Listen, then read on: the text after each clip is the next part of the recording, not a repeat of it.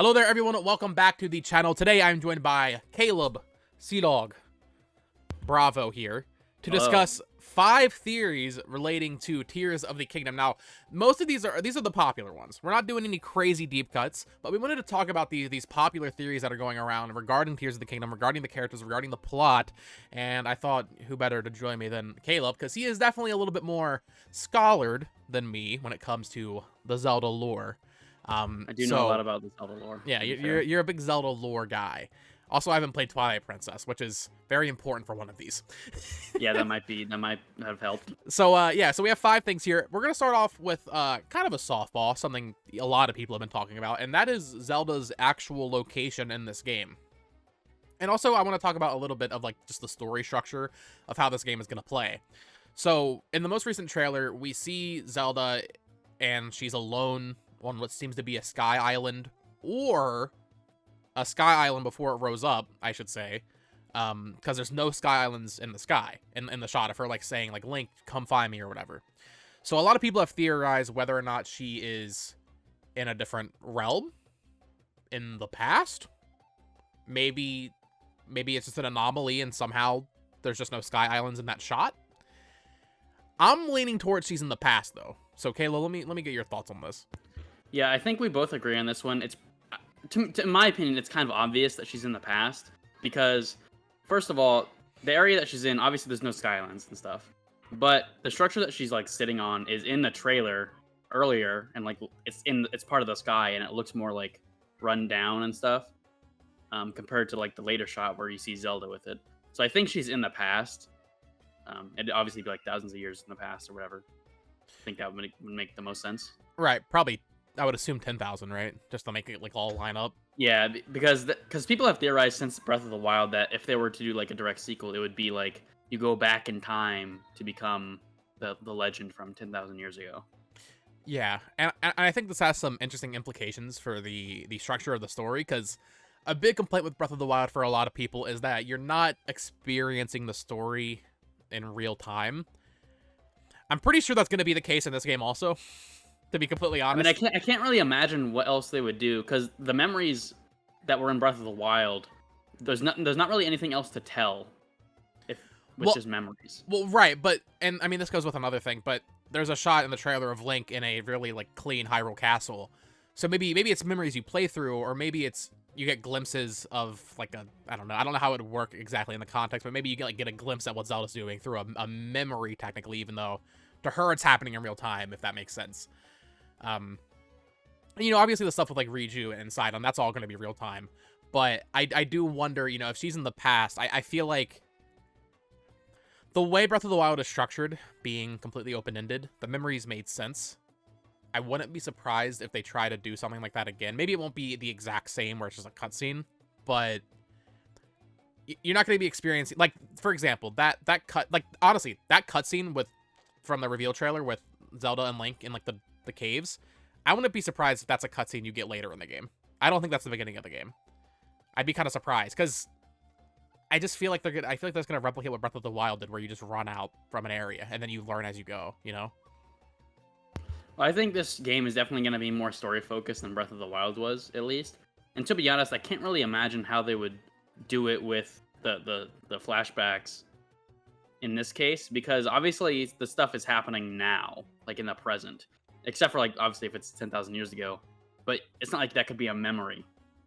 Especially if you're, like, being sent into the past. Then it's like, for you, it's what's happening at the moment. Sure. I mean, either way, unless it's going to... like, a vision or something. Right. Either way, it's going to be better than what Breath of the Wild did with the memories. But I still feel like it's going to be like a pocket that you, like, go to the thing, you activate it, and then it, like, either teleports you to this very linear section where you play through it, or you get a cutscene. And yeah, it will feel more important, because to Zelda, in this case, if she is in the past, that's still happening to her in real time. And all these people aren't dead. or at least she isn't dead in that case. So yeah, I think pretty much everybody's in agreement. She's most likely in the past. Which is cool. I think that's... I like time travel in my Zelda. Bring it back. Alright. The next one, Caleb. Another softball, kind of. Hylia. So, we see in this trailer a girl who I feel like just has to be Hylia. There's literally no... Yeah. I feel like it literally just has to be Hylia. She's She's all like beautiful and divine, and we see at certain points in the trailer Zelda, assuming she's in the past, talking to a Zonai, which we'll get to the Zonai. She has like the same earrings on, and there's like a teardrop on her face, and then Hylia has like a bunch of teardrops on her face. So if Hylia turned herself or reincarnated herself as Zelda, right, to basically become mortal so she could use the Triforce in Skyward Sword, right? Am I getting that right? That's basically what happened.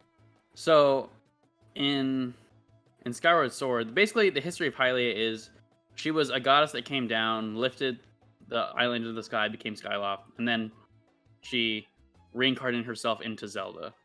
And then every version of Zelda since then has been a reincarnation of Hylia, basically.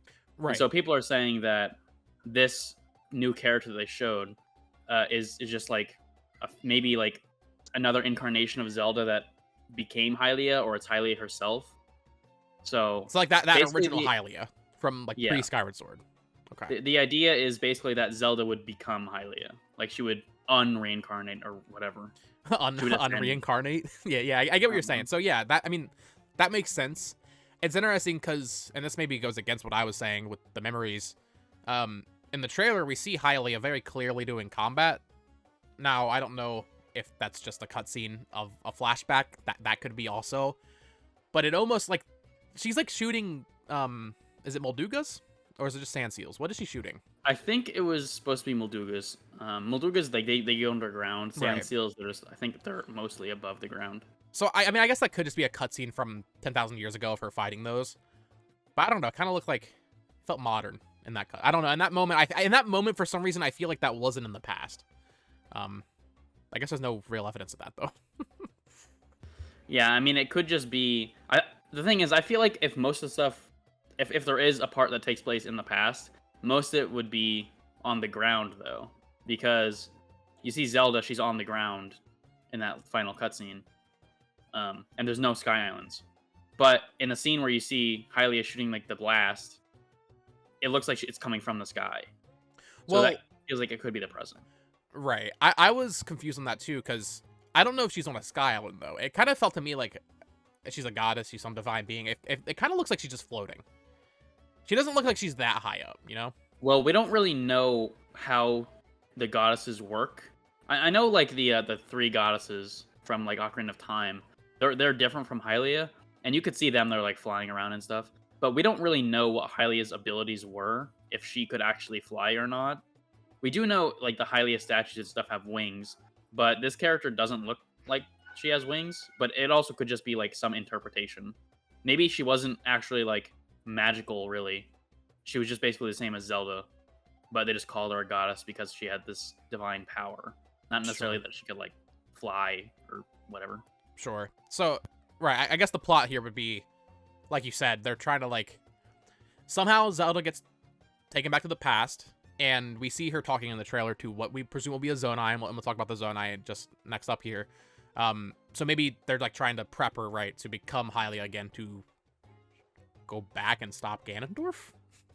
Or maybe, I mean, we don't have Demise listed on our list of theories here, because I frankly, I don't fully believe that's actually Demise that we see in the trailer. Maybe they're just trying to go back to the root of it. Maybe she went back in the past and they're like, okay, you just need to deal with Demise or something, you know? I don't know if that would work though, because in Skyward Sword, Link literally just defeated Demise, so I don't know what you would do to prevent that. I guess. I feel like though the thing that makes sense is, and it's, you already mentioned it sort of, is so in the trailer you see Zelda has like a single tear, like tattooed on her face, and then Hylia has like 8 of them. So we're thinking that maybe, and obviously there's like the tears of the kingdom or whatever. So maybe if she gets all of them, then she becomes Hylia or something like that. Remember when Nintendo said they didn't want to reveal the name of the game because they thought it would spoil the game? We still don't even know what it means. Yeah, we still don't. That's the best part. And they waited like a year and a half. That was their explanation why they didn't show the title. Like, just admit you didn't have the name, guys. It's fine.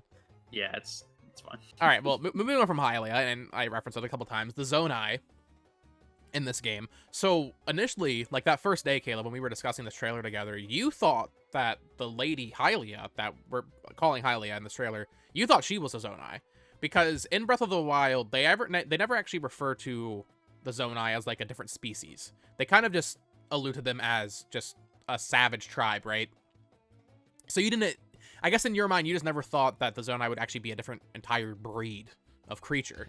Yeah, so I wanted to sort of go into that. So basically, the Zonai I just assumed were sort of like a tribe of Hylians, sort of like how the Sheikah are. They're not necessarily like a different race, just like a tribe of people that already exist, compared to like the Rito being another race, or the Gorons, or something like that. I just never assumed that the Zonai would be like another race of creatures.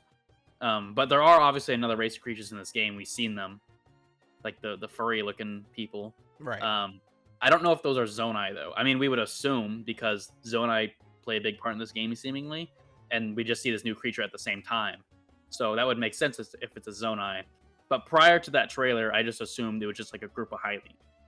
Right. See, yeah, it's interesting because my brain never went that way. I always assumed it'd be a different type of creature. I guess, with Breath of the Wild, I don't remember when I first even learned about the Zonai. I don't think it was like when I was playing through Breath of the Wild, because I didn't like go super in depth with like the lore of like the location names, and I mean it's just that one location in the Faron Woods, right?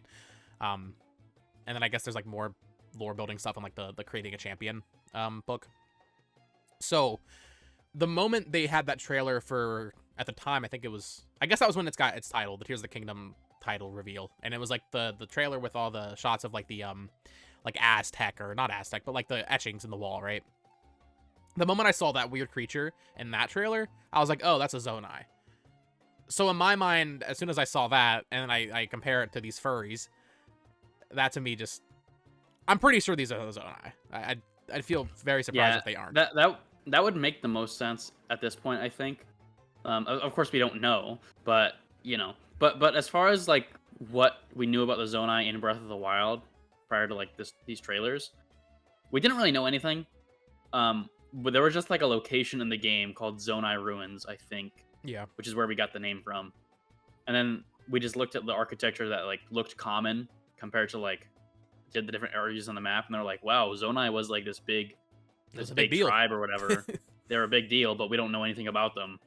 And then obviously we're, I guess, learning about them in this game.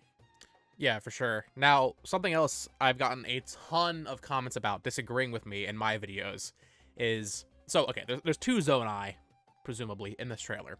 There's one, assuming it's a Zonai, right? There's one that we see up front, we see its face, and then there's another that we see talking to Zelda in, presumably, the past, right? Kind of prepping her to become Hylia with, like, the earrings and all that. He's not hostile, or they're not hostile in that scene. The scene where you see the Zonai's face, furry's face, people seem to really disagree with me on this. I'm like 99% sure that is an enemy in this context. So I had the idea of maybe the Zonai are like this technical good race, but almost like, not to get biblical with it, but maybe it's almost like the Bible where like there's a group of detractors, basically, a group of like fallen angels, and there's like fallen Zonai. Because in that one clip, I mean, it's not just that there's like malice surrounding the Zonai creature. Its body is like decaying. That is not it. This is a Nintendo game, guys. It's pretty simple usually with how they kind of telegraph and visualize good guy versus bad guy. In that context, in that clip, maybe it's just a cutscene so you don't actually fight it, but in that context, I'm 99% sure the Zonai from that scene is bad. I'm not saying all the Zonai are bad, but I feel like there's a villain Zonai in this game. I think it's pretty obvious that at least the Zonai that Zelda is talking to is obviously a good right, character. exactly, yeah. But the one that it shows, like the full face and all that, is clearly bad. Not only does it have like the malice particles around, the character literally just looks evil. Exactly. That's what I'm saying. Like, this is a Nintendo game. Stuff. I feel like people are looking a little too much into it. If Nintendo releases a trailer and you can just tell by looking at it, or you even think by looking at it, like, oh, that kind of looks like a bad enemy, it's probably just a bad enemy. Yeah, it's not really that deep, guys. Like, I mean, obviously we could be wrong, but it seems pretty obvious. Right. And once again, I mean, obviously, the Zonai as a whole, I do think are going to be a good people. But even in Breath of the Wild, with the what is it, what gear is that? The Barbarian gear? They're referred to as barbarians. That's not a good thing. So maybe the Zonai are from like some upper realm or something. And then, like I said, like literally like Satan, there's like a group of detractors and fallen Zonai that came down to Hyrule or something. I would compare it to sort of like the Yiga clan, which is like That's a more apt sort of like comparison, probably. like a clone of that probably makes more sense in terms of the context. But because there's like the Sheikah and then the Yiga, which is like detractors. Right. So, which is like the anti-Sheikah basically. So it could just be that. Yeah, for sure. All right, we have two more things here, both involving Ganondorf. So this is a really funny one. So in the Breath of the Wild like tapestry wall scroll thing, it was included in the special edition. We see basically a depiction of what happened 10,000 years ago. And in that depiction, in 2017, this is what we thought. We thought it was Zelda holding back Calamity Ganon, who's in the middle, looking like a beast, and Link on the right. However, and it's one of those things where, like, you kind of just take it for granted. You're like, oh, it's Link. It's a hero. They're working with Zelda. In this image, it looks like they're working with Zelda. And then I remember in the reveal trailer for this game, when Link got his green arm, and then later trailers where he had, like, the green outfit, with, like, the messy hair, people were like, oh, it looks even more like the tapestry. But now that we've seen Ganondorf in this game, I feel like a lot of people are jumping to the conclusion that that's actually Ganondorf in the tapestry. And this has become a super popular theory, and it's really funny because, like, I love the idea of it turning out that Ganondorf, in some context, is a good guy or something, or wanted to be a good guy or tried to be good at some point. I would love to see, like, a villain, or, like, an anti-villain, or anti-hero, sorry, story for Ganondorf. And to be fair, in the tapestry, that doesn't look like Link. It never did. We just kind of took it for granted. And especially now that we have this trailer with Hylia, I believe that probably is Hylia in the tapestry. And it's even hard to tell. It almost looks like she has the tears in the tapestry in the image. Very hard to tell, though, because it's kind of a low quality picture. But yeah, people are saying this is Ganondorf. Caleb, what do you think? So back in 2017 when the game came out, I had seen people say that it was Ganondorf still, just because of, like, the red hair, which obviously Ganondorf has red hair. But it's obviously, it's very stylized. It's not really, like, super detailed or anything, so it's hard to tell. But it was pretty obvious that it was supposed to be just an incarnation of Link, because he's fighting Ganon and he has the Master Sword. Now, my question is, for these people who think that that's Ganondorf, who's the guy in the middle? Because they obviously can't both be Ganon. So which one is the guy in the middle? Is it Tingle? I always get confused. Like, come on. I always get confused with the actual relation between Ganon and Ganondorf with these games, because once again, I'm not scholarly. But like in Ocarina of Time, for example, he becomes Ganon. He just transforms. But obviously, that's still, they're the same entity in that situation. They're never two entities at once, right?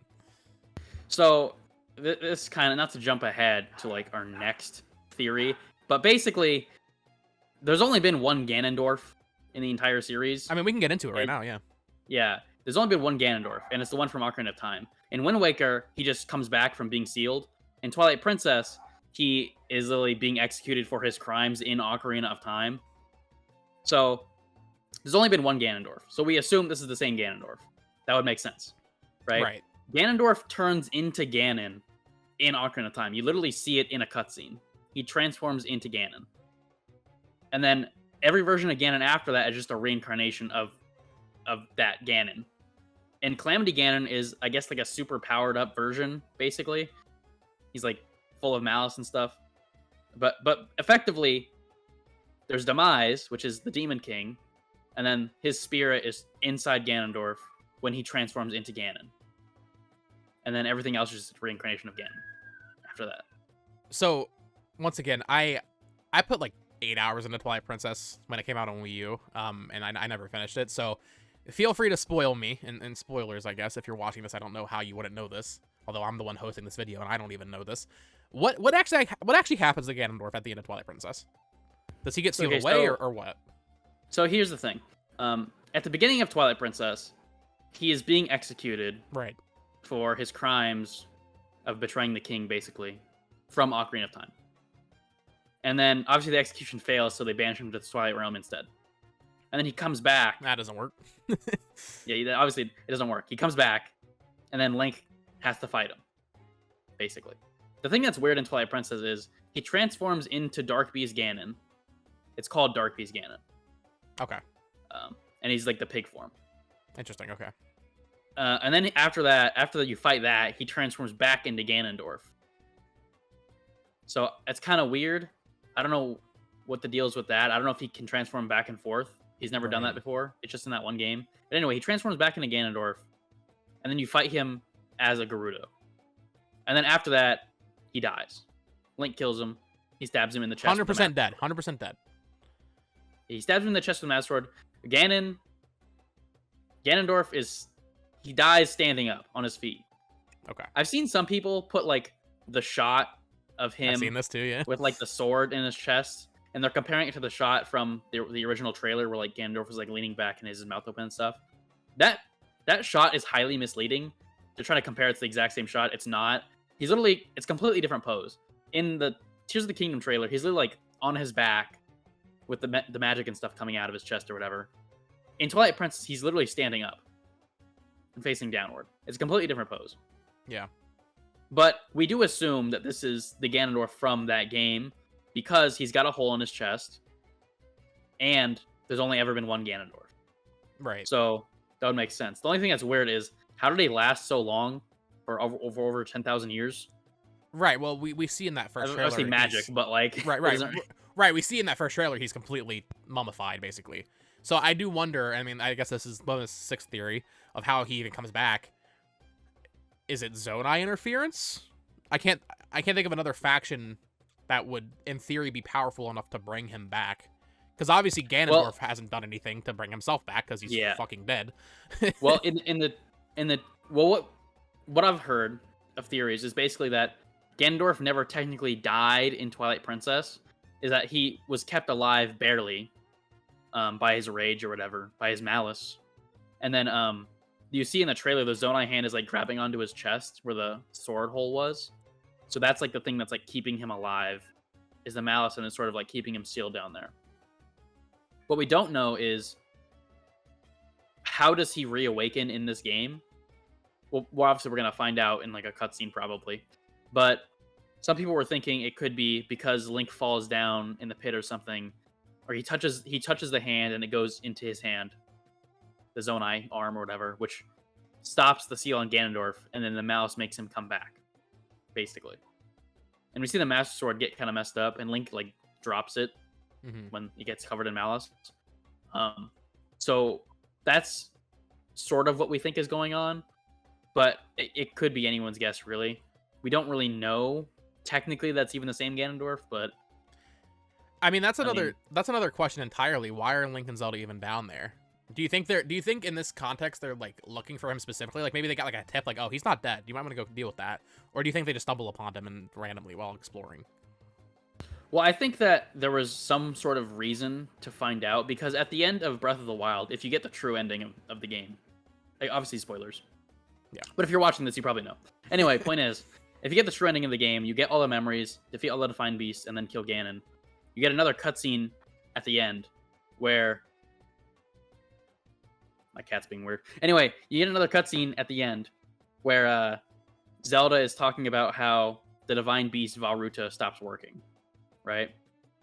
And people are saying, okay, that could be the work of Ganon or Ganondorf. And so they're trying to investigate all these technologies that stop working. And then eventually they find themselves underground and discover Ganondorf. Okay, that makes sense. Yeah. All right, well... Because there's nobody that would know that he's down there, right? Right. Well, So that's they what I'm couldn't, saying, like, unless there's just, like, a Zonai. Basically, anything that is unclear, I'm just like, Zonai? That does seem like a pretty logical conclusion. If there's not an answer, if it's not obvious, just assume it's Zonai interference. All right, Caleb, thank you so much for joining me today, going over some fun Zelda theories. I guess we got into like 6 or 7, actually, but I'm still going to title it 5 theories, because it's a little undefined. Yeah, thanks for joining me. Of course, you can follow Caleb on Twitter at Caleb_Bravo99. You can follow me on Twitter, Botox Games, right there. Caleb, do you have any final words before we head off here? I just think that I'm just looking forward to this game. To be honest, I do want to find out the new story stuff, see if that is Ganondorf in the tapestry. It isn't. And then Imagine it is though. That'd be crazy. Yeah, imagine what if it is? What if there's 2 Ganons? Anyway, that's basically it. All right, well, subscribe here so you don't miss a single Tears of the Kingdom video. We're going to be back with Caleb in a day or two to do a retrospective look at Breath of the Wild, because we both finished Master Mode in the past month or two, so stay tuned to that. And, of course, other Tears of the Kingdom videos as we get closer to launch, and hopefully I get my copy early. Until next time, folks, bye-bye. See you later.